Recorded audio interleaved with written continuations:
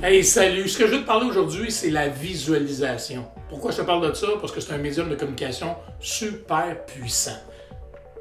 La visualisation, c'est de rendre réel ce qui n'est pas encore réel. De servir de notre imaginaire tout simplement pour voir ce qu'on aimerait atteindre ou comment on aimerait être.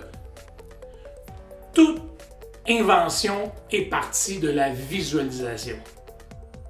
Autant aller sur la Lune qu'un nouveau médicament, que le cirque du soleil, que n'importe quel artiste devant une toile blanche, est parti de visualisation. 3 ingrédients importants. Le premier, le voir mentalement. 2, y ajouter des sensations. Là, cette fois-ci, on se sert des 5 sens pour être capable de vibrer cette fameuse affaire qu'on ne voit pas encore. Et finalement, le 3e ingrédient, super important, le répéter. Oui, parce que des fois, tu peux rêver à quelque chose, tu peux y penser, puis ça glisse. Mais force-toi un peu et répète cet acte-là pour créer un phénomène comme quoi ça peut être réel pour vrai. Je te parle de ça pourquoi? Parce qu'un des meilleurs exemples, c'est celui de Mike Vance. Mike Vance, c'est le bras droit de Walt Disney. Et les gens, quand il a fondé Walt Disney comme tel, ils ont dit hey, c'est de valeur qu'il soit déjà décédé. Parce que c'est incroyable ce qu'il a réussi à faire. C'est de valeur qu'il ne soit pas là pour le voir. Et Mike Vance a répondu vous savez, si Walt Disney est là, est existant aujourd'hui, c'est parce que Walt Disney l'a vu bien avant. La visualisation, je me suis servi de ça. Et je m'en sers encore, mais j'ai appris ça quand j'étais jeune, j'avais mon automobile et on avait dit mets-toi dans un contexte d'objectif atteint et tu vas voir si tu y crois, si tu te sers de tes 5 sens, ça se produit. Ça a l'air loufoque, ça a l'air ésotérique même un peu. Puis je suis parti dans cette optique-là en disant on va voir si ça marche pas. Et dans mon livre, j'ai écrit l'expérience que j'ai vécue, c'est avec un système, avec un parking. C'est là que j'ai cru que la visualisation fonctionnait. Je pars de chez ma mère dans le temps, je suis stationné, puis je m'en vais au centre-ville, puis je me dis, OK, je vais me parquer à côté de la place Ville-Marie. Dans le temps, ça s'appelait le boulevard Dorchester. Et il y avait des parcs-mètres dans lesquels tu voyais l'aiguille. Alors, je m'enligne, je me mets dans ma tête, je dis, oh, on va tester ça, ouais, si ça marche. Et je me mets dans la tête comme quoi, en arrivant sur Dorchester, je me parque et j'ai une place qui m'attend. Et comme de fait, je descends, je conduis, et je me dis, oui, j'ai une place, oui, j'ai une place, oui, j'ai une place, oui, j'ai une place. Comme de fait, j'ai une place. Wow!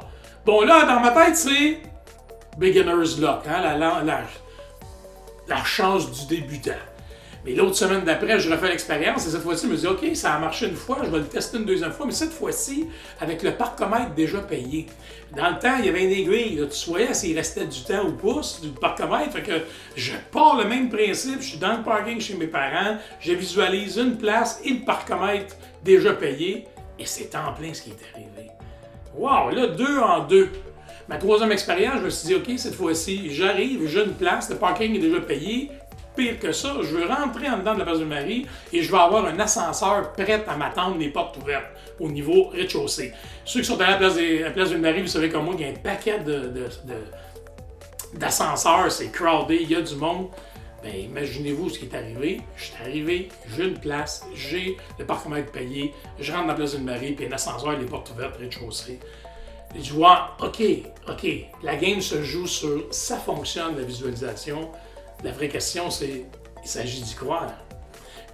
Donc, c'est un outil de communication intérieure qui est super fonctionnel et par chance, on l'a tout, ce médium-là. Alors, je t'invite à t'en servir le plus souvent possible parce que ça marche. Puis je le sais pas, Stéphane. Je le sais pas. Je veux dire,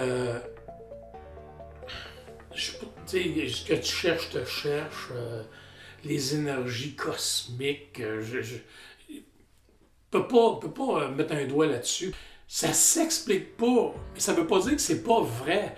Les extraterrestres, il y a des gens qui étudient là-dessus, peuvent pas, c'est des phénomènes inexplicables.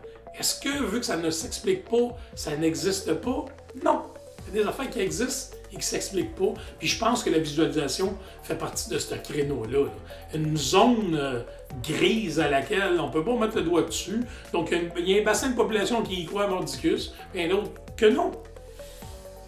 L'idée en arrière de ça, c'est de le mettre en pratique et de croire. C'est pour ça qu'il faut se servir des 5 sens et sortir le côté magique de l'histoire. Parce que c'est fonctionnel, parce que ça marche. Puis honnêtement, si vous avez lu moindrement des success stories, les gens l'ont vu avant. C'est arrivé, je ne sais pas combien de milliers de fois que les gens ont visualisé avant. On prend l'exemple de Bombardier. Là. Il l'a vu, son espèce de skidoo, là, Joseph Armand Bombardier, avant de le créer. Les inventions, là, c'est toutes des gens qui y ont cru. On va revenir à l'exemple classique de Thomas Edison avec l'ampoule électrique.